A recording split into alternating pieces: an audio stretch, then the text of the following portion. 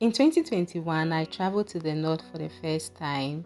I was at Bolgatanga in Tamale, and it was then that I ate Tuozafi for the very first time.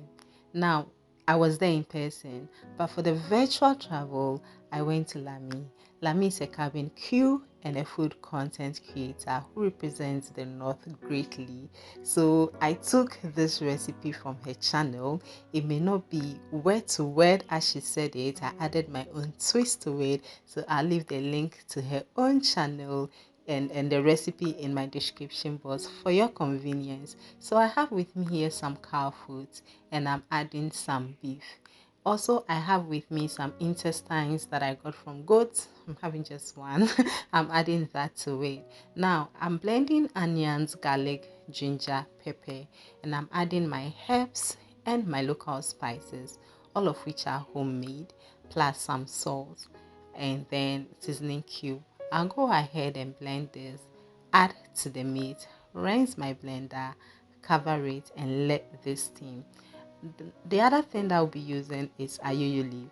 So I'll go ahead and take off all the leaves from the branch, wash it nicely, and then set it aside for use. Every now and then I go in to stir my meat. I'll line up some tomatoes and some carrots on them. The whole idea is to steam this to quicken the cooking process, okay? And as I said, I'm adding my own twist to it, but I would love for you to go and watch the original video from Lami because she didn't do this, okay? So I'll cover this and let it steam for some time. After some time, you will notice that the steam will soften all the veggies that I added. So I'll go ahead and take out the tomatoes and the carrots, blend, set aside for later. I'll stir this nicely and take out the beef because the cow foot will take longer to cook. So I'll take the beef out and then cover and let the cow foot continue cooking. Now, the next thing that I'll be blending is some onions, some pepper, and some dawadawa.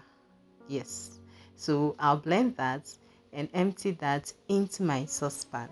I'll be adding some shrimp powder and herring powder plus some seasoning cube for taste. I'll go ahead and set it on fire for it to boil down nicely. Oh, did I mention that this is the very first time I am trying this dish? Okay, so this is saltpeter that had been soaked in water.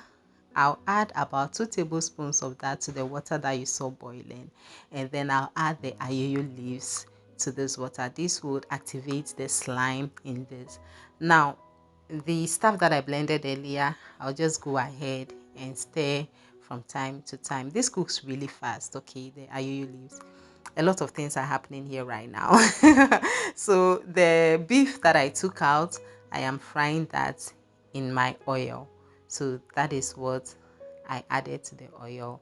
I'll fry it until it is nice and golden brown like what you see, and then I'll take it out. In the original video, I think she used just palm oil, but my family, they don't really enjoy so much palm oil. So I'm adding, the palm oil to some of the oil that I used to fry my beef. I'll go ahead, stir this, and then add some onions to this.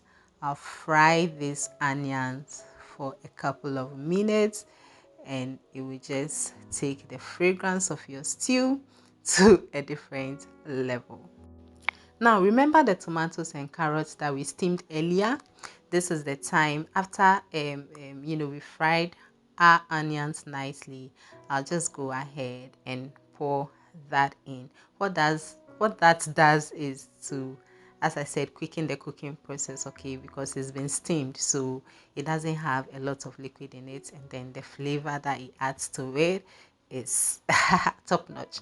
So the cow foot is still in there, it's still hard, so I'll add it at the early stages so that it will continue with a stew. So by the time the stew is ready, it will be soft and juicy enough. Okay, so I'll cover this and then I'll be stirring from time to time. Hi beautiful people, please don't forget to give me a thumbs up. Now the next thing I'll do is to pause the ayoyo leaves 2 times. That was exactly what Lami said. So I'm doing just that. I just paused it 2 times. You don't want to overdo this, okay? So once I pause that, the spice solution that we did, okay, I know you know what I'm talking about. I'll be adding that gradually. So she says you'll be adding and tasting, and I did exactly that. So I add and taste. Eventually I added everything because it needed all of it. Yeah, so I think the whole idea is for you not to overdo it, for the spice not to overpower the ayoyo. Okay, so at this point my stew is almost done, and I added the fried beef so that that can also absorb the flavors of the stew and also tenderize. Okay, so as you can see, this is looking good, and this tasted, oh my god, this stew, just the stew was requested again. So now we go ahead to prepare our Tuozafi. I added 1 cup corn flour, half cup cassava flour. I'm mixing this together. Then into my pan goes in 1 cup corn flour, and then I will stir this until it becomes thick. So just like the way we prepare our porridge, you stir this continuously to avoid lumps until it becomes thick. When it's thick and you think you need more water, please do add more water. Just like the way I'm doing, I added some more water to make it lighter. So once it begins to boil like this, you scoop some of the porridge out, and then what I mixed earlier, which is the corn and the cassava flour, of which I have recipe on the channel, I'll add it to the rest of the porridge that was in the saucepan, and then knead this with my wooden ladle. So I'll go ahead, knead it by pressing it against the saucepan. Yeah, so when it becomes hard like this, Tuozafi is supposed to be very soft. So the porridge that you set aside, you'll be adding that gradually to this. My impression of this is that whenever we are preparing banku, we use fermented corn dough and fermented cassava dough. For Tuozafi, it's the other way around. It is just flour, so corn flour and cassava flour. The one I tasted at the north, they used just corn flour. I was told that was the very authentic one. However, a lot of people add cassava flour to it. That's because when you use just corn flour and you put it down, it becomes very hard, I'm assuming. But when you add the cassava flour to it, it softens it, okay? So yes, I'll go ahead and continue to add the porridge until I see it boiling. You see, that was what I heard from the video. See, the accounts call it dieho. It means something that boils. So when you see it boiling by the side like this,